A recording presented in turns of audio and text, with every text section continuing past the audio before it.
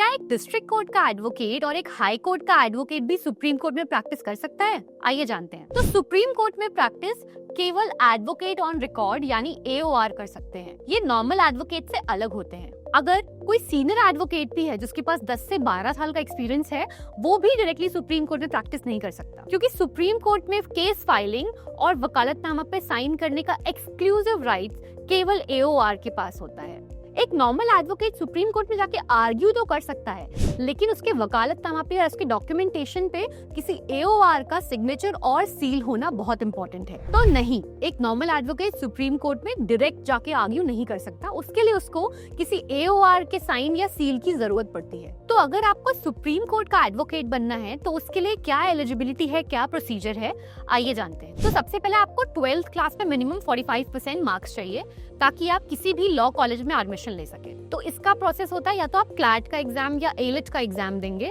जिससे आपको directly national law universities मिल सकती हैं, जो कि प्रीमियम लॉ इंस्टीट्यूट्स होते हैं इंडिया के। या इसके अलावा दूसरा ऑप्शन ये है कि आप किसी प्राइवेट लॉ कॉलेज में एडमिशन ले लें या किसी स्टेट एफिलिएटेड गवर्नमेंट यूनिवर्सिटी में एडमिशन ले लें। इसके बाद जब आपको लॉ स्कूल में एडमिशन मिल जाता है तो आपको अपने लॉ स्कूल के ड्यूरिंग में, चाहे वो 3 ईयर का LLB कोर्स हो या 5 ईयर का LLB कोर्स हो, यहाँ पे आपको एडवोकेट्स के चेंबर्स में या सीनियर एडवोकेट्स के अंडर में इंटर्नशिप्स करनी होती है, ताकि आपको कोर्ट का डायरेक्ट एक्सपोजर मिले। और ये भी कोशिश करनी चाहिए कि आपको सुप्रीम कोर्ट का एक्सपोजर अपने लॉ स्कूल के टाइम में ही मिल पाए।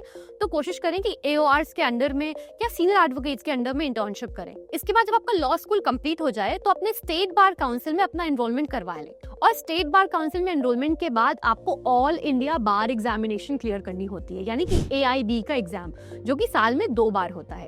एग्जाम क्लियर करने के बाद आप एक एडवोकेट बन जाते हैं और आप किसी भी कोर्ट में प्रैक्टिस कर सकते हैं, यानी डिस्ट्रिक्ट कोर्ट हो गया या हाई कोर्ट हो गया। अभी भी आप सुप्रीम कोर्ट में प्रैक्टिस करने के लिए एलिजिबल नहीं है। इसके बाद आपको 4 साल की मिनिमम प्रैक्टिस चाहिए। उसके बाद 5वें साल में आपको किसी सीनियर AOR के अंडर में प्रैक्टिस करना होता है 1 साल के लिए। ये 1 साल की प्रैक्टिस यानी ट्रेनिंग मैंडेटरी होती है AOR के एग्जाम में बैठने के लिए। फिर आप एलिजिबल हो जाते हैं अपना AOR यानी एडवोकेट ऑन रिकॉर्ड का एग्जाम देने के लिए, जो कि one of the toughest law exams माना जाता है इंडिया में। अगर आप ये एग्जाम क्लियर कर लेते हैं तब आप अपना एनरोलमेंट करा सकते हैं एज एन AOR यानी एडवोकेट ऑन रिकॉर्ड। फिर आप सुप्रीम कोर्ट में जाके डायरेक्टली केसेस फाइल कर सकते हैं, डॉक्यूमेंटेशन कर सकते हैं और आर्ग्यू कर सकते हैं। ये प्रोसेस थोड़ा लंबा जरूर है, बट आगे जाके बहुत फ्रूटफुल है।